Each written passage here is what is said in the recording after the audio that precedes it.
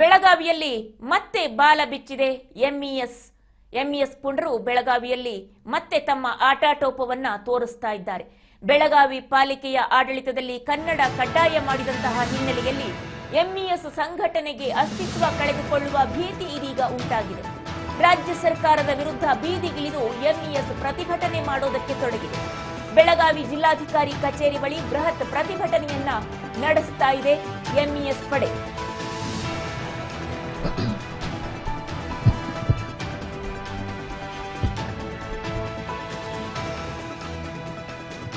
ರಾಜ್ಯ ಸರ್ಕಾರದ ವಿರುದ್ಧ ಎಂಇಎಸ್ ಬೀದಿಗಿಳಿದು ಪ್ರತಿಭಟನೆ ಮಾಡ್ತಾ ಇದೆ.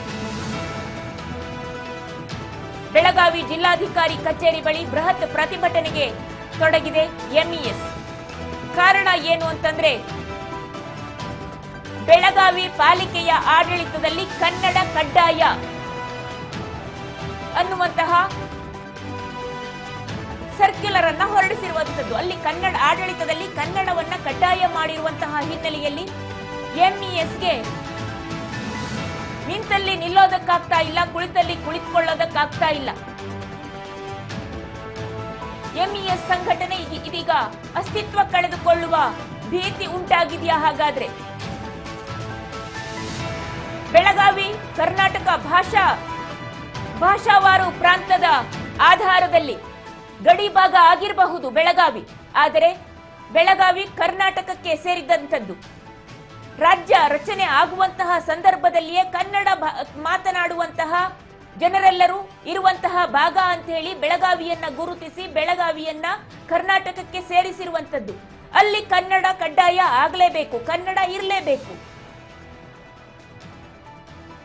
ಹಾಗಾಗಿ ಆ ಭಾಗದಲ್ಲಿ ಮತ್ತೆ ಗಡಿ ಜಿಲ್ಲೆ ಕೂಡ ಆಗಿರುವಂತದ್ರಿಂದ ಅಲ್ಲಿ ಕನ್ನಡವನ್ನ ಆಡಳಿತದಲ್ಲಿ ಕಡ್ಡಾಯ ಮಾಡಲಾಗಿದೆ. ಹಾಗಾಗಿ ಎಂಇಎಸ್ಗೆ ಈಗ ಒಂದು ರೀತಿಯಲ್ಲಿ ಸಂಕಟ ಶುರುವಾಗಿದೆ. ಸಂಘಟನೆಗೆ ಅಸ್ತಿತ್ವ ಕಳೆದುಕೊಳ್ಳುವ ಭೀತಿಯೂ ಶುರುವಾದಂತೆ ಕಂಡು ಬರ್ತಾ ಇದೆ. ಹಾಗಾಗಿ ರಾಜ್ಯ ಸರ್ಕಾರದ ವಿರುದ್ಧ ಬೀದಿಗಿಳಿದು ಪ್ರತಿಭಟನೆಯನ್ನ ನಡೆಸ್ತಾ ಇದೆ ಎಂಇಎಸ್. ಪ್ರೊಟೆಕ್ಟ್ ಅವರ್ ಲ್ಯಾಂಗ್ವೇಜ್ ಅಂತ ಹೇಳಿ ಭಿತ್ತಿ ಪತ್ರಗಳನ್ನ ಹಿಡಿದುಕೊಂಡು ಪ್ರತಿಭಟನೆಯನ್ನ ನಡೆಸ್ತಾ ಇದ್ದಾರೆ. ನಮ್ಮ ಧ್ವನಿಯನ್ನ ಕೇಳಿಸಿಕೊಳ್ಳಿ, ನಮ್ಮ ಭಾಷೆಯನ್ನ ರಕ್ಷಿಸಿ ಅಂತ ಹೇಳಿ ಪ್ರೊಟೆಸ್ಟ್ ಮಾಡ್ತಾ ಇದ್ದಾರೆ.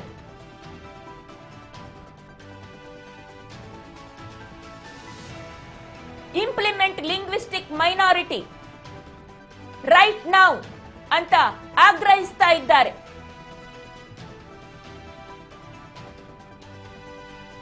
ಅದು ಹೇಗೆ ಸಾಧ್ಯ ಆಗತ್ತೆ? ಭಾಷಾ ಅಲ್ಪಸಂಖ್ಯಾತರು ಅಂತ ಹೇಳಿ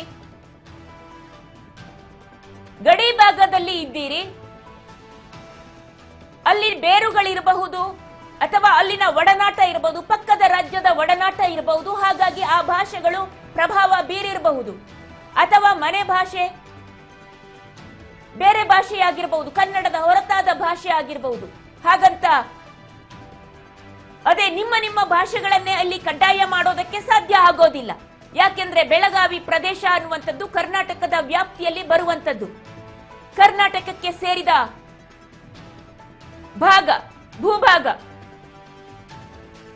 ಭಾಷಾವಾರು ಪ್ರಾಂತದ ಆಧಾರದ ಮೇಲೆಯೇ ರಚಿತವಾದಂತಹ ಕರ್ನಾಟಕಕ್ಕೆ ಸೇರ್ಪಡೆಗೊಂಡಂತಹ ಭೂಭಾಗ ಬೆಳಗಾವಿ. ಹಾಗಾಗಿ ನೀವು ಮನೆ ಭಾಷೆಯನ್ನ, ನಿಮಗೆ ಬೇಕಾದ ಭಾಷೆಯನ್ನ ನೀವು ಆಡ್ಕೊಳ್ಳೋದಕ್ಕೆ ಯಾವ ತೊಂದರೆಯೂ ಇಲ್ಲ, ಅಭ್ಯಂತರವೂ ಇಲ್ಲ. ಆದರೆ ಆಡಳಿತದಲ್ಲಿ ಮಾತ್ರ ಕನ್ನಡವೇ ಇರುವಂತದ್ದು.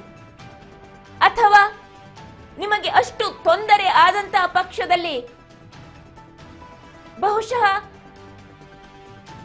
ಈ ಭೂಭಾಗದಿಂದ ಹೊರತಾಗಿ ಎಲ್ಲಿ ಆಪ್ತವಾಗುತ್ತೋ, ಎಲ್ಲಿ ಇಷ್ಟವಾಗುತ್ತೋ, ಎಲ್ಲಿ ನಮ್ಮದೇ ಭಾಷೆಗಳು ಇರುತ್ತೋ ಅಲ್ಲಿ ನೆಲೆಸೋದಕ್ಕೆ ಯಾರ ಅಭ್ಯಂತರವೂ ಇರೋದಿಲ್ಲ. ಯಾಕೆಂದ್ರೆ ಇಡೀ ದೇಶದಾದ್ಯಂತ ಈ ದೇಶದ ನಾಗರಿಕರು ಯಾರು ಎಲ್ಲಿ ಬೇಕಾದರೂ ವಾಸಿಸುವ ಎಲ್ಲ ಸ್ವಾತಂತ್ರ್ಯಗಳು ಇದೆ. ಆದರೆ ಆಯಾಯ ನೆಲದ ಕಾನೂನಿಗೆ ಬದ್ಧರಾಗಿರಬೇಕಾದದ್ದು ಪ್ರತಿಯೊಬ್ಬರ ಕರ್ತವ್ಯ ಆಗಿರುತ್ತೆ. ನಾವು ದೇಶದ ಕಾನೂನಿಗೆ ಹೇಗೆ ಬದ್ಧರಾಗಿರ್ತೇವೋ ಹಾಗೆಯೇ ಆಯಾಯ ರಾಜ್ಯದ ಕಾನೂನು ಚೌಕಟ್ಟಿಗೂ ಕೂಡ ಬದ್ಧರಾಗಿರಬೇಕಾಗತ್ತೆ. ಆಯಾಯ ನಾಡಿನ ಸಂಸ್ಕೃತಿ ಇತಿಹಾಸಕ್ಕೆ ತಕ್ಕಂತೆ ನಡೆದುಕೊಳ್ಳಬೇಕಾದದ್ದು ನಮ್ಮ ಧರ್ಮ ಆಗಿರುತ್ತೆ. ಅದನ್ನ ಪ್ರತಿಭಟನೆ ಮಾಡುವಂತಹ ಎಂಇಎಸ್ ಕಾರ್ಯಕರ್ತರು ಕೂಡ ಅರ್ಥ ಮಾಡ್ಕೊಳ್ಬೇಕು.